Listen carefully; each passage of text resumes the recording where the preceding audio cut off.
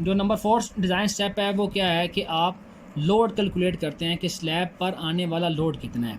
तो स्लैब पर दो तरह के वज़न आते हैं, एक लाइव लोड जो लोग स्लैब को इस्तेमाल करते हैं, इंसानों का वज़न हो सकता है या स्लैब के ऊपर जितनी भी चीज़ें हैं जो मूवेबल हैं, जो जिन कोई जगह पे परमानेंट फिक्स नहीं किया गया, उनके लोड को हम लाइव लोड कहते हैं। तो लाइव लोड जो है वो मुख्तलिफ बिल्डिंग के लिए इसकी वैल्यू मुख्तलिफ होती है। अगर आपने जो है स्कूल के लिए बिल्डिंग डिज़ाइन करनी है तो उसके लिए लाइव लोड की वैल्यू 50 पाउंड्स पर स्क्वायर फीट होगी। अगर आपने जो है किसी ऐसी बिल्डिंग के लिए डिज़ाइन करना है जैसे कोई मल्टीपर्पज़ हॉल है या रेलवे स्टेशन है या जहाँ पे लोगों की आमद रफ्त ज़्यादा आती है, मसाजिद हैं, तो उसकी जो स्लैब आप डिज़ाइन करेंगे उसमें लाइव लोड की वैल्यू तकरीबन जो है वो 60 to 80 पाउंड्स पर स्क्वायर फीट तक जो है वो रखी जाती है। तो स्लैब में हम लोड कैलकुलेट करते हैं वो होता है स्लैब का सेल्फ वेट। स्लैब का जो ख़ुद का वज़न है उसको भी हम डिज़ाइन के अंदर कंसिडर करते हैं।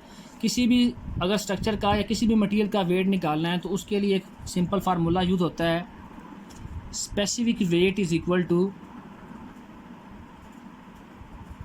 वेट ओवर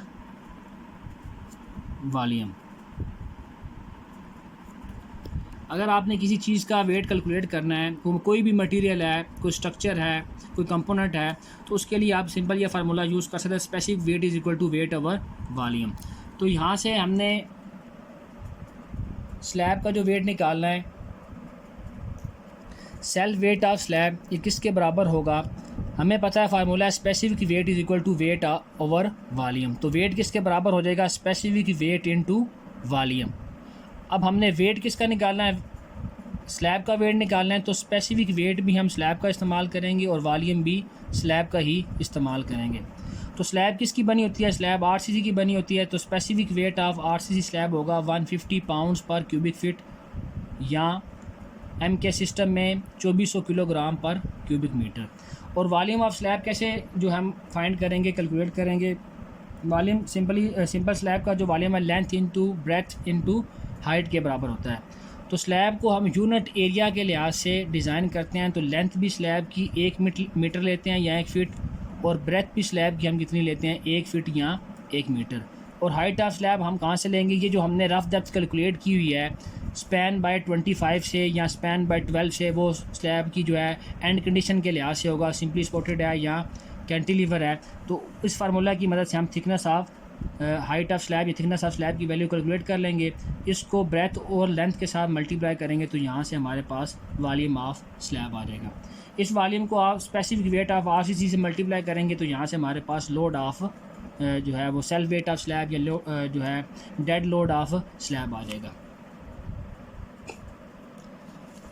स्लैब के वजन को कैलकुलेट करने के बाद हमने ये जो हमारा डिज़ाइन मेथड है ये विद रिस्पेक्ट टू एशियाई कोड है, तो फैक्टर लोड इसमें हम निकालेंगे। फैक्टर लोड का जैसे हमने जो है कॉलम के अंदर तो अल्टीमेट लोड गिवन होता है, या बीम के अंदर हमने फैक्टर लोड कैलकुलेट किया था, तो हम इसमें फैक्टर लोड कैलकुलेट करेंगे। WU is equal to 1.2 WD plus 1.6 WL। तो WD का मतलब है UDL डेड लोड और WL का मतलब है UDL लाइव लोड। ये UDL लाइव लोड है, ये बिल्डिंग की टाइप के लिहाज से होगा, स्कूल बिल्डिंग है, कॉलेज बिल्डिंग है, रेजिडेंशियल बिल्डिंग है, मॉस्क है, शॉप्स हैं या कोई प्लाजा है या गोदाम है, उस बिल्डिंग की टाइप के लिहाज से लाइव लोड की वैल्यू को यूज़ करते हैं। और ये जो डेड लोड है जो नॉर्मली स्लैब को डिज़ाइन करते हो डेड लोड लिया जाता है, या जो कोर्स कंटेंट के हवाले से है या जो DAE लेवल के लिए है, उसमें हम क्या करते हैं कि डेड लोड के लिए सिर्फ स्लैब का अपना वेट लेते हैं। अगर आपने इसको प्रैक्टिकली स्लैब को डिज़ाइन करना है तो डेड लोड में आप स्लैब का वजन भी शामिल करेंगे जिसको आप सेल्फ वेट कहते हैं। स्लैब के ऊपर जो आप अर्थ फिलिंग करते हैं हीट इंसुलेशन के लिए या आप टाइलिंग वगैरह लगाते हैं उसको जो है उसको वाटर टाइट करने के लिए, तो उनका भी वेट आप एज अ डेड लोड ही स्लैब के अंदर इनको कैलकुलेट करते हैं। 5 स्टेप है जो है bending moment calculation. Bending moment आप किस तरह कैलकुलेट करेंगे, उसका फार्मूला क्या होगा कि अगर सिंपली सपोर्टेड स्लैब है तो इसके लिए अलग फार्मूला यूज़ करेंगे और कैंटिलीवर है तो इसके लिए अलग फार्मूला होगा। तो अगर स्लैब जो है सिंपली सपोर्टेड है उसका फार्मूला होगा WULX² / 8। WU से मुराद है अल्टीमेट या फैक्टर लोड, ये जो हमने ऊपर कैलकुलेट किया 1.2 WD प्लस 1.6 WL। और जो LX है ये है, क्योंकि वन वे स्लैब है, वन वे स्लैब के अंदर हम शार्टर स्पैन को डिज़ाइन करते हैं, तो LX क्या है, शार्टर इफेक्टिव शार्टर स्पैन है। इसी तरह अगर स्लैब जो है वो कैंटिलीवर है तो उसकी बेंडिंग मूवमेंट का, मैक्सिमम बेंडिंग मूवमेंट का फार्मूला क्या होगा, WU LX स्क्वायर बाय 2 होगा, WU LX square by 2। Number 6 जो है वो स्टेप आ जाएगा steel ratio calculation. Steel ratio किस लिए फाइंड करते हैं, बेसिकली ये स्टील की लिमिट होती है कि आपने स्लैब के अंदर कम अज़ कम कितना स्टील इस्तेमाल करना है या ज़्यादा से ज़्यादा कितना स्टील इस्तेमाल करना है। तो इसके लिए फार्मूला ये होता है कि AS minimum is equal to rho minimum into B into D, और AS मैक्सिमम यानी कि मैक्सिमम स्टील इससे ज़्यादा नहीं होना चाहिए स्लैब के अंदर, row maximum into B into D। जो स्टील रेशो है ये हमें जो है वो लिमिट प्रोवाइड करता है, या ये स्लैब के डिज़ाइन के ऊपर एक लिमिट लगाता है कि AS मिनिमम से आपने कम स्टील इस्तेमाल नहीं करना और AS मैक्सिमम से ज़्यादा स्टील आपने स्लैब के अंदर प्रोवाइड नहीं करना।